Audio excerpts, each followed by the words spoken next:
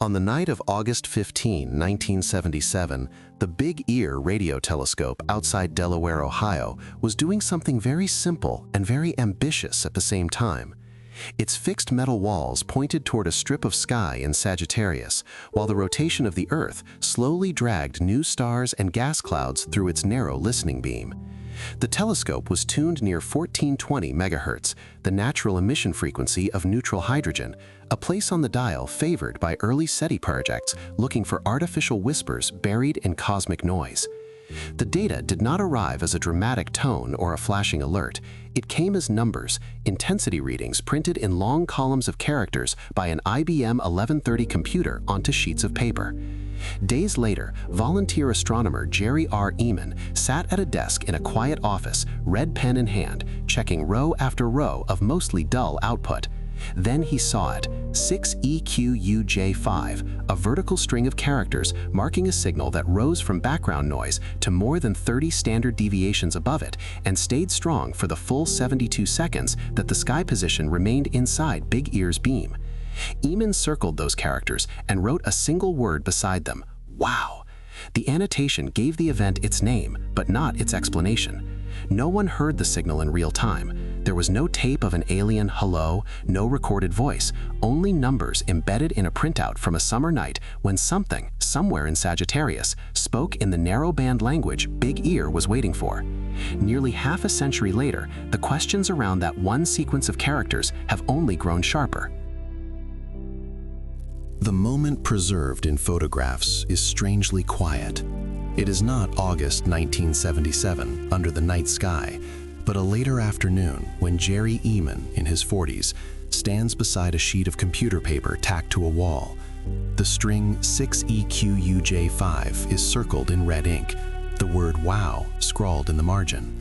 In reality, when he first noticed it, he was sitting at a desk in the Big Ear control building, fluorescent light above him, stacks of fanfold printouts piled to one side, the hum of the IBM 1130 and air conditioner filling the background. Eman's job as a volunteer on Ohio State's SETI program was methodical rather than glamorous. Big Ear scanned the sky continuously, slicing each passing right ascension into 72-second windows defined by the telescope's fixed beam width. For each frequency channel, the system logged intensity using a simple code: digits 1 through 9 for low to moderate signals, letters A through Z for stronger ones. A space meant noise, nothing above baseline. A U meant roughly 30 times stronger than that noise, a statistical outlier in a sea of empty sky. Wikipedia +1. On the August 15th printout, the sequence 6EQUJ5 marked a signal rising and falling as Big Ear's twin beams passed over a single point near the constellation Sagittarius. It appeared narrowband, confined to the small slice of spectrum near the hydrogen line that the project was monitoring. To someone steeped in SETI expectations, it checked almost every desirable box: strong, transient, not obviously spread across a wide band like most natural noise, and located in a part of the sky rich with stars. The quiet office where Eman circled those characters was a world away from interstellar distances, but the numbers on that page bridged the gap in one sharp, unexplained spike. The hardware that produced that spike was as much a character in the story as any astronomer. Big Ear was not a dish, but a flat T-shaped radio telescope built from wire mesh and steel, with 2 feed horns capturing signals reflected from a giant tilted surface. Each horn produced its own beam on the sky, separated slightly in time as the Earth turned. The telescope could not pivot quickly. Instead, it listened passively as the sky drifted overhead, a scanning strategy that turned every detection into a brief, unrepeatable crossing. Wikipedia +1. Signals were digitized and sent to the IBM 1130, which printed a fresh line of characters every 12 seconds. Across a 72-second window, a genuine source aligned with the beam would build up from low values to a sharp peak and then trail off again as it slid out of view. Noise tended to flicker erratically. Man-made interference near the ground usually showed up across multiple positions or repeated daily with the same local geometry. The SETI team had spent years learning those patterns and discarding them. On the night of August 15th, the system was tuned near 1420.456 MHz, close to the emission of neutral hydrogen, a frequency sometimes called the water hole in SETI literature, because it is a natural meeting point of cosmic physics and technical convenience. The WOW signal, as it would be called, fell almost exactly where hydrogen should appear, but it was far too strong and too clean to be written off immediately as background gas. In the diagrams later drawn by director John Krause, the event stood out as a single tall spike on an otherwise flat baseline, a fingerprint without a matching hand. bigear.org+1. The intrigue began not with the detection itself, but with the absence of repetition. In SETI, a one-off anomaly is intriguing, but a repeatable signal is essential. As soon as the strength of 6EQ-UJ5 was understood, the Ohio State team went back to the raw logs to see whether anything similar had appeared before or after. They examined adjacent positions in right ascension and declination, looking for weaker echoes or extended structure. There were none. Wikipedia+1. The telescope's two beams added another layer of ambiguity. Because of how the data were combined before printing, it was not clear whether the signal had been detected in the first beam, the second, or both. Under ideal circumstances, a genuine celestial source would pass through each beam in succession, creating two similar profiles separated by a few minutes. If that had happened, astronomers could have triangulated a much more precise position. Instead, only a single 72-second event made it into the final printout. Follow-up campaigns were organized over the next months and years. Big Ear returned to the WOW coordinates multiple times, and other observatories joined in later decades, scheduling dedicated observing runs on the same patch of Sagittarius at the same frequencies. None saw a repeat with comparable strength and narrowness. Each failure to recapture the moment deepened the mystery and sharpened the line between two possibilities: an extraordinary but natural fluctuation, or a brief, non-repeating transmission from something artificial. Before the story could drift too far toward speculation, the team had to rule out more prosaic culprits. Terrestrial interference was the first suspect.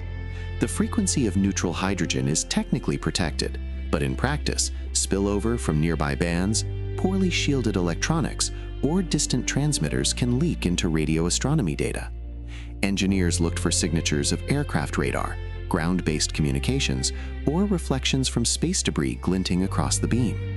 None matched the observed profile, a smooth rise and fall over 72 seconds, confined to one narrow band, with no harmonics or sidebands.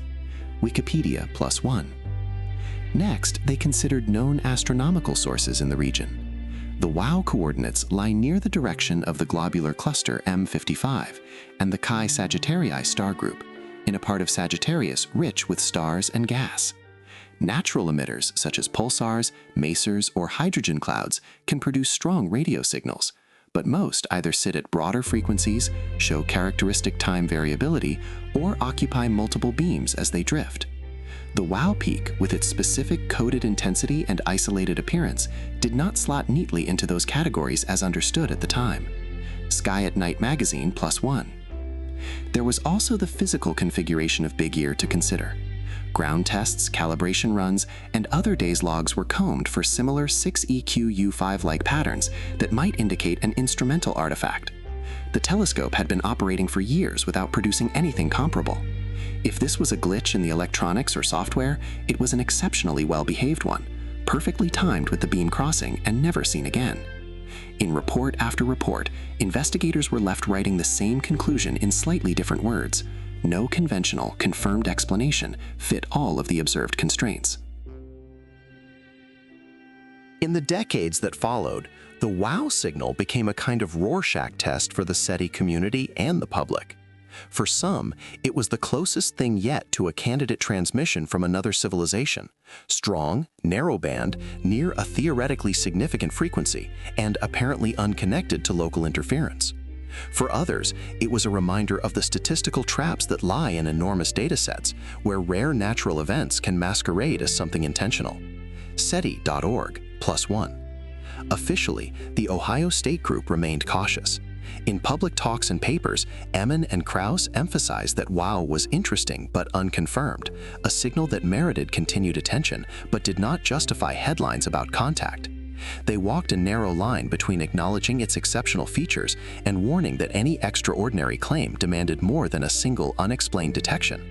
The telescope itself, increasingly overshadowed by new facilities, continued operating but faced funding pressures and land use battles. Meanwhile, the printout with the red circle and handwritten exclamation quietly circulated in magazines, lecture slides, and popular science books. Stripped of context, it was easy to mythologize: a dramatic spike, a human wow, and an implication that someone out there had spoken. The reality was less cinematic and more stubbornly incomplete. The logs showed what had happened at Big Ear's receivers. They did not tell what lay at the other end of the path. Eventually, the telescope that had heard 6EQJ5 went silent for good. In 1997, Big Ear was dismantled to make room for a golf course, its metal structures cut apart and removed. By then, the WOW signal had already outlived its instrument, preserved not in hardware, but in paper and memory. The IBM 1130 was retired, the control room emptied, and the once carefully maintained ground beneath the beams was reshaped into fairways. EmmaZeta.com. The data, however, remained. Printouts were archived, and scans of the WOW page were shared widely online. Researchers who had never set foot in Ohio could now examine the exact sequence that caught Eamon's eye. Technical descriptions by Krauss and Eamon laid out the system's sensitivity, beam shape, and noise statistics, giving later analysts the tools to test new hypotheses against the original instrument's behavior. BigEar.org. In the absence of new detections, the story shifted toward reconstruction. Astronomers mapped what other surveys had seen in that region of Sagittarius at different wavelengths. They revisited the catalog of known radio sources and hydrogen clouds. They examined how Big Ear's two beams overlapped and how the telescope's drift scan pattern might have interacted with a moving or transient emitter. Each new generation of radio astronomers inherited the same core puzzle: a 72-second event, a specific frequency near neutral hydrogen, a distinctive intensity pattern, and no second act. In 2016 and 2017, a new proposal drew attention. Perhaps the WOW signal had come not from a distant star, but from much closer to home.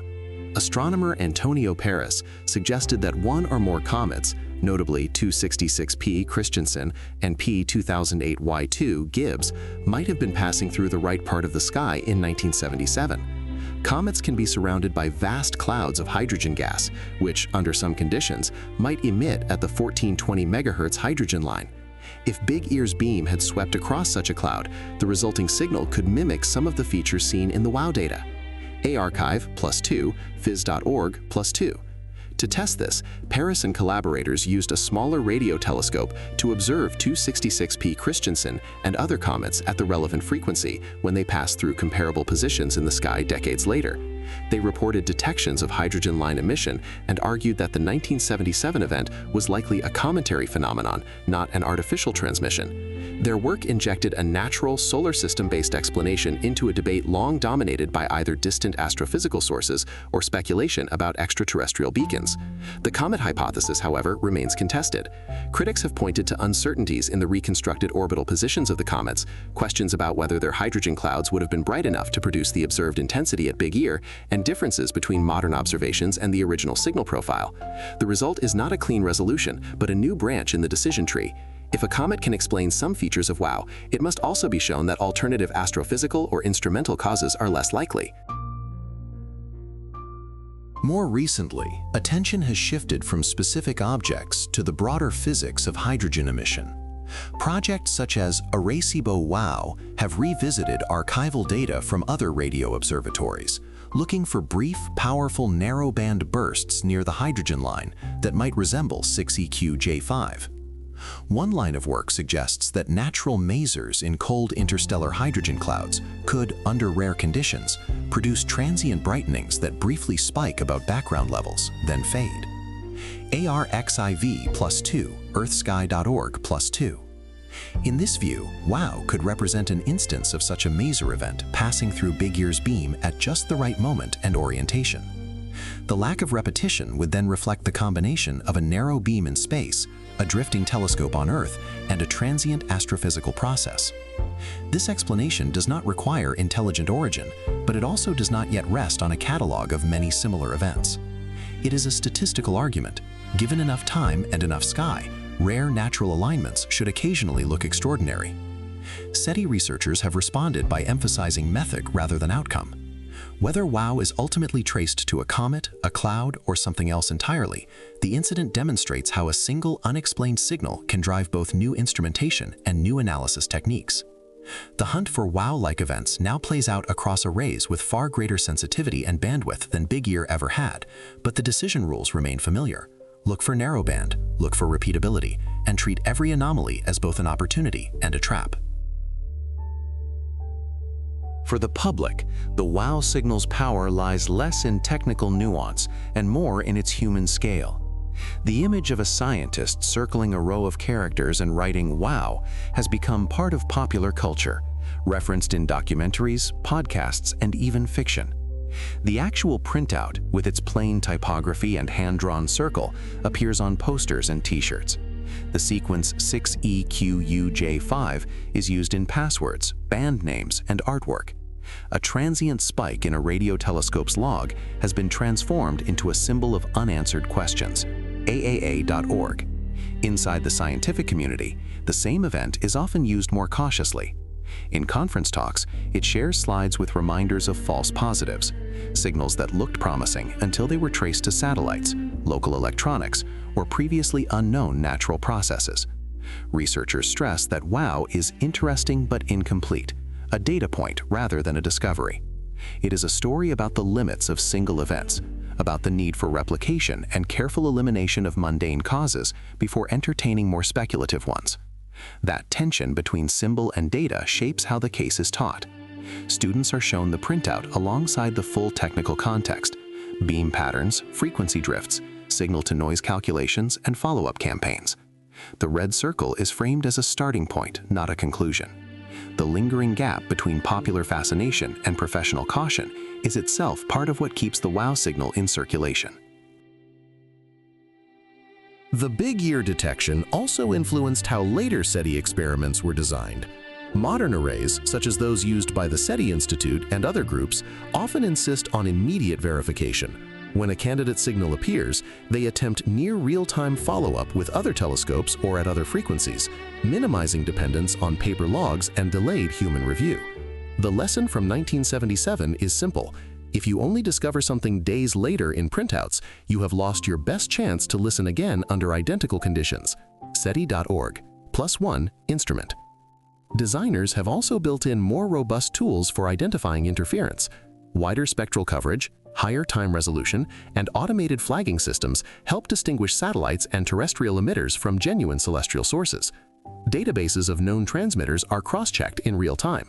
Where Big Ear's team had to reason from a relatively sparse set of parameters, today's systems record rich metadata alongside every candidate event. At the same time, the conceptual significance of hydrogen line searches has evolved. While 1420 MHz remains important, some SETI strategies now emphasize broader sweeps across frequencies, searches for wideband modulated signals or technosignatures in other domains such as optical flashes or infrared waste heat. In that wider context, WOW is both a reminder of the power of a narrow, well-chosen frequency and a caution against focusing too tightly on any single channel. As new analyses continue, the WOW signal sits in an unusual category, neither debunked nor confirmed, neither safely filed under instrumental error nor elevated to evidence of extraterrestrial technology. SETI organizations, such as the SETI Institute, acknowledge it as one of the most striking candidates ever recorded, while also highlighting the comet and maser hypotheses and the need for additional data before favoring any one explanation. SETI.org, +2, California Academy of Sciences, +2. The Arecibo WOW project and similar efforts illustrate how scientists handle such legacies. Rather than endlessly debating a single unrepeatable event, they ask what datasets might contain analogous signals and how modern tools can search for them systematically. If many WOW-like bursts are found and traced to known astrophysical processes, the 1977 detection will likely be folded into that class. If none are found, its uniqueness will remain, but uniqueness alone will still not answer the question of origin. In interviews, Emin has remained measured. He has publicly said that, if pressed, he leans away from an extraterrestrial intelligence interpretation, given the lack of repetition and the growth of natural hypotheses. At the same time, he has not dismissed the signal as trivial. For him, the real value lies in what it revealed about both the possibilities and the limitations of early SETI. How close one can come to a tantalizing result without crossing the threshold of proof. Viewed from 2025, the WOW signal looks less like a cliffhanger and more like a snapshot of a particular moment in the history of listening. A fixed metal-walled telescope in Ohio, an IBM 1130, stacks of paper, and a volunteer with a red pen represent an era when data moved slowly and analysis depended on literal handwriting. Today, similar observations would be stored in petabyte databases, combed in real time by machine learning algorithms, and cross-matched against catalogs within seconds. But some core uncertainties would remain the same. Universe Today +2, earthsky.org +2. The signals we rely on now, from GPS to satellite internet, remind us daily that narrowband radio is a practical tool for intelligent communication. The WOW signal sits in that context as an unresolved point, a strong, clean event where intelligence is not required to explain it, but cannot yet be definitively excluded. It occupies an awkward, scientifically honest space labeled unknown. In Delaware, the telescope is gone, replaced by manicured grass. The night sky over Ohio still carries the same patterns of hydrogen emission and distant radio sources, but Big Ear's listening walls are no longer there to translate them into codes and characters. The circled printout survives as a thin artifact bridging those vanished structures and our ongoing curiosity. Whether the final explanation turns out to involve comets, masers, or something still unimagined, 6EQJ5's real legacy may be this: a reminder that sometimes, even with careful instruments and decades of hindsight, the universe answers with a single sharp line and then goes quiet again. When you strip away the myth, the WOW signal is just a pattern of numbers on paper, recorded by a mid-century telescope and interpreted by a tired astronomer at a desk. No voice, no coordinates stamped in glowing letters, no cinematic handshake across the stars. Just 6EQJ5, a narrowband spike near hydrogen, tracked for 72 seconds and never heard again. In scientific terms, it is a data point with unusually sharp elbows. But that's exactly why it matters. It sits at the boundary where our instruments are good enough to find rare things, but our coverage is still thin enough to miss whatever comes next. It highlights how much of our skywatching depends on timing, geometry, and luck. A different rotation, a different beam, a different moment when someone checked the printouts, and this episode might have been buried forever in noise. If you are here for clean resolutions, this case will not give you one. If you are here to understand how real investigations handle anomalies without surrendering to easy stories, this is exactly the territory Below Static lives in. Subscribe if you want more documented signal oddities, from hijacked broadcasts to unexplained bursts buried in archival tapes. Drop a comment on which explanation for WOW you find most convincing and why, and share this episode with someone who has seen that famous red circle but never learned what the instruments actually recorded behind it.